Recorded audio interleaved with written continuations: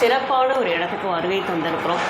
என்னன்னு கேட்டாக்கா, பெண்கள் அப்படிங்கும்போது வேலைகளை செய்கிறதுக்கே நேரம் சரியாக இருக்குது அப்படின்னு சொல்லி வீட்டை தாண்டி வெளியில் வர்றது அப்படிங்கிறது பெண்களுக்கு கொஞ்சம் கடினமான ஒரு பணியாகத்தான் இன்றைய வரைக்கும் இருந்து கொண்டிருக்கிறது. இதை தாண்டி வெளியில் வர்ற பெண்களுக்கு ஏற்படுகின்ற பிரச்சனைகள் அப்படிங்கிறது ஏராளம். நாங்களும் சாதிச்சிருக்கிறோம் அப்படின்னு ஒரு பெருமையோடு இன்றைக்கி மகள் தையல் உற்பத்தியாளர் குழு அப்படிங்கிற ஒரு குழுவை நியமித்து இன்றைக்கி மிகப்பெரிய அளவில் சாதனை செஞ்சிட்ருக்குறாங்க. அவர்களுடைய தலைவி குணா அவர்களை இன்றைக்கு நாங்கள் சந்திக்க வந்திருக்கிறோம். வணக்கம்மா. வணக்கம் மேடம், சொல்லுங்கள், நீங்கள் எப்படி இதை ஆரம்பிக்கணும் அப்படின்னு நினச்சிங்க? எதுக்காக இதை செய்யணும்னு நினச்சிங்க? இதுக்கு யாரெல்லாம் உங்களுக்கு உதவி பண்ணாங்க? ஃபஸ்ட்டு ஒரு மீட்டிங்க்கு பிடிஓ ஆஃபீஸ் மூலயமா எங்களை கூப்பிட்டாங்க மேம். அப்போ பிடிஓ ஆஃபீஸ் மூலயமா போகும்போது நாங்கள் 5 பேர் தான் போனோம் மீட்டிங் போகும்போது. அப்போ ஷோபனா மேடம்ன்றவங்க எங்களுக்கு ஏதாவது தொழில் பண்ணலாம், நிறைய தொழில் சொன்னாங்க. ஆனால் எங்களுக்கு டைலரிங் தெரியுன்றதுனால நாங்கள் 5 பேரும் டைலரிங் பண்ணலாம் அப்படின்னு சொல்லிட்டு முடிவு பண்ணோம். சப்போர்ட் பண்ணது கவர்மெண்ட்லேருந்து எங்களுக்கு சப்போர்ட் பண்ணாங்க. எங்களுக்கு காட்டன் பேக் கொடுத்தாங்க. டிஆர்டி ஆஃபீஸ் மூலயமா எங்களுக்கு 1 லட்சம் பேகு கொட்டேஷன் கொடுத்தோம். நம்மளோட மிஷின் கூட இப்போ 10 ரூபா காயின் போட்டால் ஒரு பேகு காட்டன் பேகு வரும். 10 ருபீஸ். அது 10 போட்டால் அந்த பேகு நமக்கு வரும். நல்லா குவாலிட்டியாக தான் ரெடி பண்ணோம். அந்த பேக் 25 ரூபாய்க்கு நாங்கள் செஞ்சு கொடுக்குறோம். ஆனால் கவர்மெண்ட்டு பொறுத்த அளவுக்கு அதை 10 ரூபாய்க்கு தான் ரெடி பண்ணுறேன். குறைஞ்ச விலையில் இருந்தால் தானே மக்கள் விரும்புவாங்க. பிளாஸ்டிக் பொருள் தவிக்கணுன்றதுக்காக அதை 10 ரூபாய்க்கு ரெடி பண்ணி அவங்க கொடுக்குறாங்க. ஆனால் நாம் கொடுத்தது 25 ரூபா பேகு. காட்டன் பேகுனாலே கொஞ்சம் குவாலிட்டி அதிகம் இல்லையா? நாங்கள் ஈரோட்டில் ரெடி பண்ணி இங்கே வீட்டில் வர வச்சு நாங்கள் கம்பெனி மூலயமா எல்லாமே ரெடி பண்ணி தச்சு கொடுத்துட்டு இருக்கோம். அந்த பேகு நல்லா இருக்குதுன்னு சொல்லிவிட்டு எங்களை பிடிஓ ஆஃபீஸ் மூலயமா மீட்டிங் கூப்பிட்டு இருந்தாங்க. சுற்றுச்சூழலை அப்படின்னு சொல்லிட்டு ஒரு மீட்டிங்க்கு நாங்கள் போனோம். லட்சாதிபதி மீட்டிங்க்குன்னு போனோம். போகும்போது நம்மளுக்கு பிரதமர் கையால் ஒரு அவார்டு வாங்கியிருந்தோம். பிடிஓ ஆஃபீஸ்லேருந்து கூப்பிட்டு இருந்தாங்க மீட்டிங், மகளிர் மீட்டிங்ன்ட்டு எங்களை கூப்பிட்டு இருந்தாங்க. நிறைய விஷயங்கள் சொன்னாங்க. மாவு வியாபாரம் பண்ணலாம், இல்லைனா இந்த கொட்டாங்குச்சிலாம் இருக்குங்க இல்லையா, அதில் ஒருத்தவங்க சாதிக்கிறாங்க. அதில் மாதம் 50-60 சம்பாதிக்கிறேன்னா அவங்க சொன்னபோது ரொம்ப எங்களுக்கு இன்ட்ரெஸ்ட்டாக இருந்தது. அப்போ எங்களுக்கு என்ன தேவை அப்படின்னு பார்க்கும்போது எல்லாருக்குமே ஓரளவுக்கு டைலரிங் தெரியுன்றதுனால நாங்கள் என்ன பண்ணோன்னா, சரி பேகு ரெடி பண்ணலான்னு சொல்லிட்டு தான் நாங்கள் பேகு ரெடி பண்ணோம். அப்போ பண்ணலாம்ன்றபோது பிஎல்எஃப் ஆஃபீஸில் தான் நாங்கள் ஃபஸ்ட்டு போயிட்டு கேட்கணும். அதனால் கவர்மெண்ட் சப்போர்ட்டோடு போனோம். போயிட்டு உங்களுக்கு என்ன பண்ண முடியும்னு கேட்டதுனால பேகு தைக்கிறோன்னு சொன்னதுனால எல் bag, jute bag, cotton bag, பட்டி வச்ச பேகு, நம்ம கட்டப்பை, அது மாதிரி எல்லா பேக்குமே நாங்கள் தைச்சி கொடுக்குறோம். சிறந்த விலையில் பண்ணி கொடுக்குறோம். கேட்குற டைமுக்கு ரெடி பண்ணி கொடுக்குறோம் மேம். இதெல்லாம் உங்களுக்கு ட்ரைனிங் கொடுத்தாங்களா? மறுபடியும் உங்களுக்கு தையல் மட்டும்தான் தைக்க தெரியும் இல்லையா? அப்போ ஜாக்கெட் கொடுத்தா தைச்சிடுவீங்க. ஆனால் அது ஜூட் பேக் தைக்கணும், ஒரு கட்டப்பை தைக்கணும் அப்படின்னா அதுக்கான எக்ஸ்பீரியன்ஸ் வேணும். ஆமாம் மேம். பிடிஓ ஆஃபீஸ் மூலயமா எங்களை கூட்டிகிட்டு போயிட்டு பாண்டியில் ஒரு இடத்துல எங்களுக்கு ட்ரைனிங் கொடுத்தாங்க மேம். நானும் மாலதி அக்காவும் ஒரு 3 நாள் ட்ரைனிங் போனோம் மேம். 3 நாள்லேயே நாங்கள் கற்றுக்கிட்டோம் மேம். சிறப்புமா. இப்போது நீங்கள் முதல்ல 5 பேர் தான் உள்ள நுழைஞ்சிங்க. அப்போ உங்கள் வீட்டிலலாம் அதுக்கான வரவேற்பு எப்படி இருந்துச்சு? அதனால் நாங்கள் 5 பேர் ஒரு மீட்டிங் வச்சு எங்களுக்குள்ளே பேசணும். நாம் ஒன்று ஆரம்பிக்கிறோன்னா அது சக்ஸஸாக முடிக்கணும் அப்படின்னா மட்டும்தான் அதை ரெடி நம்ம போய் உள்ளே இறங்க முடியும் அப்படின்னு சொன்னதுனால எல்லாருக்குமே இது இன்ட்ரெஸ்ட் அதிகமாக இருந்தது. 5 பேருக்குமே 16 வீட்டுக்காரர்கிட்டையுமே பேசுனத எல்லாமே ஓகே சொன்னதுனால தான் மேம் இதை நாங்கள் ரெடி பண்ணோம். இவ்வளோ வேலை இருக்குது, நீ என்ன வெளில போகிறேங்கிற, இதை செய்யறதுக்கு உனக்கு சரியாக வராது அப்படின்னு சொல்லியிருப்பாங்க. அதையெல்லாம் எப்படி நீங்கள் சமாளிச்சிங்க? அது உங்களால் முடியுமா? ஏன் நீங்கள் வீட்டிலே வேலை செய்யலாம் இல்லையா? வீட்டில் எதனா ஒரு ப்ளவுஸ் தைக்கலாம், அதோட நீங்கள் வீட்டு வேலை பார்க்கலாம் அப்படின்னு சொன்னாங்க மேம். ஆனால் எங்களுக்கு அதில் இன்ட்ரெஸ்ட் இல்லை. நம்ம வளரணும், நம்ம சுற்றி இருக்கிறவங்களையும் வளர வைக்கணுன்ற ஒரு நோக்கத்தால் தான் நாங்கள் ரெடி பண்ணோம், இந்த கம்பெனி ஆரம்பித்தோம். நம்ம எங்கள் வீட்டுக்காரெலாம் சப்போர்ட் பண்ணதுனால தான் இதில் நம்ம இறங்கணும்.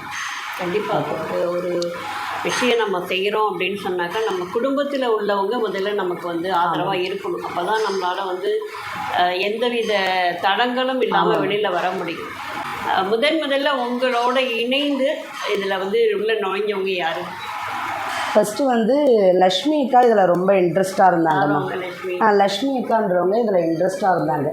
நாங்கள் எல்லாமே ஓரளவுக்கு ப்ளவுஸ் தைச்சிட்டு வீட்டில் தான் இருந்தோம். ஏன் குணா நம்ம வீட்டிலே இருக்கணும், நம்ம வந்து குழுவாக செய்வோம், நம்ம வந்து குடும்பமாக செய்வோம், குழுவை விடு, நம்ம குடும்பமாக இருக்கலாம் அப்படின்னு சொல்லிட்டு இது வரைக்குமே நாங்கள் குழுவாக நினைக்கவே இல்லை. குடும்பமாக இதை பண்ணுறதுனால தான் 3 வருஷமாக சக்ஸஸாக இந்த கம்பெனியை நாங்கள் நடத்துகிறோம். அப்படின்னு சொல்லும்போது பெண்கள் அப்படின்னு சொன்னாலே 4 பேர் ஒன்றா சேர மாட்டாங்க. காலமாக நம்மளை பற்றி ஒரு குறைய சொல்லிக்கிட்டே இருக்காங்க. ஆமாம். அதையெல்லாம் தாண்டி உடச்சிட்டு இன்றைக்கி 5 பேர் சேர்ந்து நாங்கள் சாதிச்சிருக்கிறோம் அப்படின்னு நீங்கள் நிரூபிச்சிருக்கீங்க. இதற்கு அடுத்ததாக உங்ககிட்ட உள்ள வந்து நாங்களும் உங்களோட இணைஞ்சிக்கிறோம் அப்படின்னு சொன்ன முதல் ஆள் யார்? ஸ்கூல் டைம்லாம் அவங்கவுங்க பிள்ளைங்கள அவங்கவுங்க தான் நம்ம கூட்டு வர பட்சத்தில் கிளாத்து வந்து எடுத்துகிட்டு வரணும். அப்போ கிளாத் எடுத்துகிட்டு வரும்போது நாங்கள் 5 பேர் இருக்கிறதுனால 3 பேர் வந்து கம்பெனியை பண்ணுவோம். மிச்சம் 2 பேர் வந்து அவங்கவுங்க பிள்ளைங்கள ஸ்கூலில் இட்டு வந்து வீட்டில் விடுவாங்க. அந்த மாதிரியும் நாங்கள் ஹெல்ப் பண்ணிவிட்டு யார் ஹஸ்பண்டும் யாரும் எதுவும் சொல்லக்கூடாது, இதனால் குடும்பம் பாதிக்கக்கூடாது ஒரு நோக்கம் மேம். அதுக்கப்புறம் விஜய் அக்கா ஃபஸ்ட்டு வந்து இதை யூடியூப் சேனல் பார்த்துட்டு நம்ம கம்பெனியில் வந்து சேர்ந்து நம்ம உங்கள் கூட நான் தைக்க வரேன்க்கா அப்படின்னு சொன்னது விஜய் அக்கா.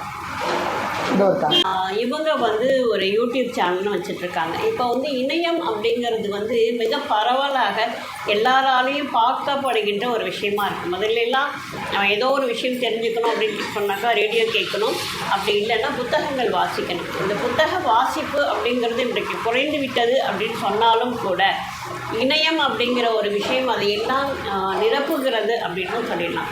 நல்ல விஷயங்களும் சரி, கெட்ட விஷயங்களும் சரி, இணையத்தில் ஏராளமாக கொட்டி கிடக்கு. நம்ம எதை தேடுறோம் அப்படிங்கிறத வச்சு தான் அதனுடைய இயக்கம் இருந்து கொண்டிருக்கிறது. அந்த மாதிரி இவங்களுடைய இணையத்தை பார்த்துட்டு நிறைய பேர் இவங்களை தொடர்பு கொண்டு இவங்களுக்கு வந்து ஆர்டர் கொடுக்குறாங்க. அதுக்கப்புறம் எங்களுக்கு வேலை கொடுங்க அப்படின்னு சொல்லி கேட்குறாங்க.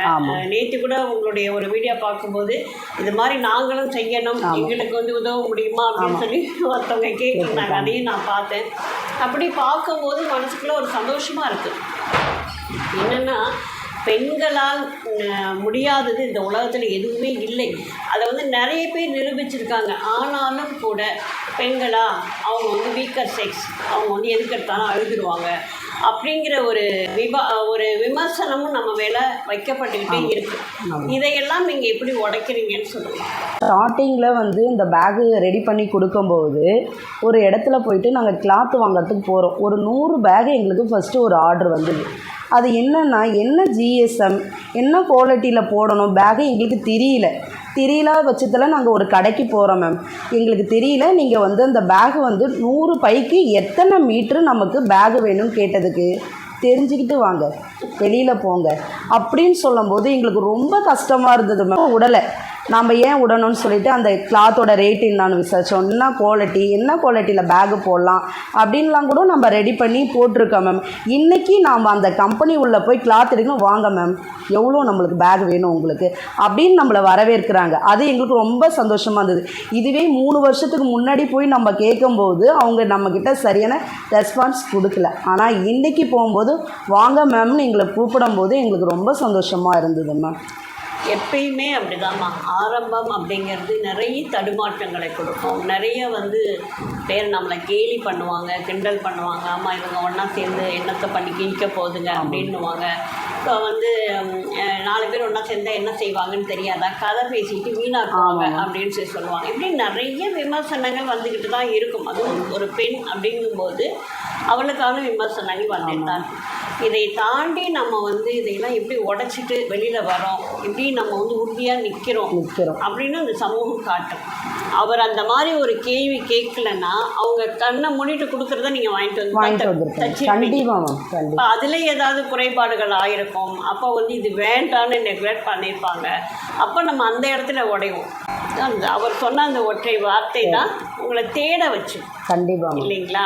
அதனால் வந்து எந்த எதிர்ப்பு வந்தாலும் அதை நமக்கு எப்படி சாதகமாக மாற்றிக்கணும் அப்படிங்கிறத வந்து நீங்கள் யோசிக்கணும். அடுத்ததாக வேறு என்ன சொல்ல விரும்புகிறீங்க உங்கள் டீம் பற்றி, அல்லது வந்து இதை மாதிரி முன்னேறணும்னு நினைக்கிற பெண்கள் பற்றி நீங்கள் என்ன நினைக்கிறீங்க? நீங்களும் வெளியில் வாங்க. இன்றைக்கி நம்ம பண்ணதுனால தான் நம்ம பின்னாடி இன்றைக்கி 5 பேர், நாங்கள் 5 பேர் ஸ்டார்ட் பண்ணோம். இன்றைக்கி நம்ம 10 பேராக வளர்ந்து வந்திருக்கோம். ஃபஸ்ட்டு ஸ்டார்டிங்கில் 5 மிஷின் தான் வாங்கியிருந்தோம். இன்றைக்கி 10 மிஷின் வாங்கியிருக்கோம், கட்டிங் மிஷின் வச்சுருக்கோம், ஸ்க்ரீன் பிரிண்ட்டு நாங்களே போடுறோம் அப்படின்னு எல்லாமே நாமளே கொஞ்சம் கொஞ்சமாக எல்லாமே வாங்கி முன்னேற்றம் அடையிறோம். நம்மளால் பிறந்தோம் இறந்தோன்னு இல்லாத ஏதாவது சாதிக்கணும்னு நம்ம நினைக்கணும். அதாவது அதை தாண்டி நமக்கு வந்து ஒரு சம்பாத்தியம் வேணும், சொந்த காலில் நிற்கணும் அப்படிங்கிற ஒரு எண்ணமும் இருந்திருக்கும் இல்லைங்களா? உங்கள் வீட்டில் அவங்க என்ன செய்கிறாங்க? எங்கள் வீட்டுக்கார் பிளம்பர். நான் வந்து என்னால் கிடைச்ச வருமானத்தை எடுத்துன்னு போய் கொடுக்கும்போது அவர் ரொம்ப சந்தோஷப்பட்டார். நீ என்ன பண்ணுவான்னு நினச்ச, இன்றைக்கி கஷ்டத்துக்கு நான் என் கைக்கு நீ கொடுக்கும்போதே எனக்கு ரொம்ப சந்தோஷமாக இருக்குது அப்படின்னு அந்த இடத்துல ரொம்ப சந்தோஷப்பட்டார். அது எனக்கு ரொம்ப, அதுவே எனக்கு ஜெயிச்சிட்டோம் அப்படின்ற ஒரு கிடைச்சதுங்க. இப்போ வந்து நீங்கள் பிடிஓ ஆஃபீஸ் மூலயமா நீங்கள் பண்ணுற அப்படின்னு சொன்னீங்க. அதில் எந்தெந்த வகையான உதவிகள் உங்களுக்கு கிடைக்கும்? எங்களுக்கு பிஎல்எஃப் ஆஃபீஸில் நம்மளுக்கு லோன் கொடுத்தாங்க. அது மூலயமா தான் கொஞ்சம் கொஞ்சமாக நாங்கள் மிஷின் வாங்கி பண்ணிகிட்டு இருக்கோங்க. நம்மளுக்கு வந்து பிடிஓ ஆஃபீஸ் மூலயமா பஞ்சாயத்து ஆஃபீஸ் அவங்கவுங்களுக்கு ஒரு ஆஃபீஸ் இருக்கும், அந்தந்த ஏரியாவுக்கும் ஒரு ஆஃபீஸ் இருக்கும். அந்தமாரி எங்களுக்கு அபிஷேக பக்கத்தில் ஒரு ஆஃபீஸ் இருக்குது, அது பேர் தான் பிஎல்எஃப் ஆஃபீஸ். அதில் குறைஞ்ச வட்டி, நம்மளுக்கு 1 பைசா வட்டிக்கு லோன் கொடுத்தாங்க. அதை வச்சு தான் நம்ம வந்து கொஞ்சம் கொஞ்சமாக நம்ம பேகு எல்லாமே மிஷின்லாம் வாங்கிட்டு அது ரெடி பண்ணி கொஞ்சம் கொஞ்சமாக வருமானம் வரத்தோடு தான் அந்த பிஎல்எஃப் ஆஃபீஸில் மாதம் மாதம் நாங்கள் கட்டிடுவோம். எந்த அளவுக்கு கொடுக்குறாங்க? எவ்வளோ நமக்கு தேவையோ அந்த அளவுக்கு கொடுக்குறாங்களா, இல்லை 1/3 அது மாதிரி கொடுக்குறாங்களா? எப்படி? ஃபஸ்ட்டு வந்து 1 லட்ச ரூபா தான் மேம் கொடுத்தாங்க. ஃபஸ்ட்டு 1 லட்சம் ஸ்டார்டிங்கில் 1 லட்சம் கொடுத்தாங்க. ரெண்டாவது நம்ம வந்து கேட்டால் நம்ம இன்னும் கம்பெனி மேல்படுத்தணும் அப்படின்னு கேட்டாங்கன்னா நம்மளுக்கு ஒரு 2 லட்சம் 3 லட்சம் கொடுக்குற அளவுக்கு கொடுப்பாங்க மேம். இது ஒரு மிஷின் என்ன விலை ஆகுதுமா? ஒரு மிஷினோட ரேட் வந்து 25,000 ரூபாய். இன்றைக்கி எத்தனை மிஷின் வச்சுருக்கோம்? 10 மிஷின் வச்சுருக்கோம். 10 மிஷின், 10 ஆளுக்கும் 10 மிஷின் இருக்குங்க. ஓகே. இதில் வந்து வெறுமனே இது ஜூட் பேக் இது மாதிரி தான் தைக்க முடியும், ஜாக்கெட்? இல்லை மேம், இல்லை மேம், நம்ம வந்து காட்டன் பேக் தைக்கிறதுக்கு 5 மிஷின் மேம், ஜூட் பேக் தைக்கிறதுக்கு 5 மிஷின். நல்லா நம்ம தையல் பெருசாக ஏறி இறங்கணும்ல மேம், அதனால் பெரிய மிஷின் 5 மிஷின் வந்து அந்தமாதிரி ஜூட் பேக் தைக்கிறதுக்கு வச்சுருக்கோம் மேம். சாதாரண நம்ம காட்டன் பேகு, கவர்மெண்ட்லேருந்து காட்டன் பேகு, துணி கிளாத்தில் நிறைய பேர் கேட்குறாங்கல்ல, அதுக்கு தனியாக 5 மிஷின் வச்சுருக்கோம். நாங்கள் வெளியில் வந்து பேகு வந்து கொடுத்து கட் பண்ண மாட்டோம் மேம். இங்கே நம்மக்கிட்ட கட்டிங் மிஷின் இருக்குது, அதை வச்சு நாங்கள் 4 பக்கம் உட்காந்து எதையுமே ஒரு வெளியில் கொடுத்து நாங்கள் பண்ண மாட்டோம். நாங்கள் 5 பேருமே உட்காந்து அந்த கிளாத்தை நாங்களே கட் பண்ணுவோம். ஏன்னா கட் பண்ணும்போது தான் அது என்னது நமக்கு தெரியும். இன்னொருத்தவங்களை தேடும்போது இன்றைக்கி வா நாளைக்கு வான்னுவாங்க. நம்மளுக்கு வந்து முக்கியம் என்னன்னா கேட்ட டைமுக்கு நம்ம பேகு கொடுக்கணும், அதுதானே மெயின். அதனால நாங்களே ஓனாகவே கட் பண்ணுறது, தைக்கிறது எல்லாமே நாமளே பண்ணுவோம். ஸ்க்ரீன் பிரிண்ட்டு கூட நாங்களே போட்டுக்குவோம் மேம். முதல்ல வந்து நீங்கள் சாதாரண ஜூட் பேக் தான் தைக்க ஆரம்பிச்சிங்க? இல்லை, இந்த எல் பேக் தைச்சிட்டு இருந்தோம். பேக் தையல் மகளிர் அந்த உற்பத்தி இதில் வந்து அவங்க நிறைய ஒர்க் பண்ணுறாங்க. நிறையா என்ன சொல்கிறது, பேக்ஸ் தயாரிக்கிறாங்க. அதில் ஜூட் பேகு, அப்புறம் இந்த கல்யாணத்துக்கான தாம்பளப்பை, இந்த மாதிரி வந்து கஸ்டமைஸ் பண்ணி பண்ணுறாங்க. நிறைய கஸ்டமர்ஸ் வராங்க. அப்புறம் அவங்களோட ஒர்க்கு ரொம்ப குவாலிட்டியாகவும் இருக்குது. ஒரு குரூப்பாக அவங்க விமென்ஸ் ஒர்க் பண்ணுறதுனால அது ஒரு சொசைட்டிக்கு ஒரு ரொம்ப இம்ப்ரூவ்மெண்ட்டாக தெரியுது.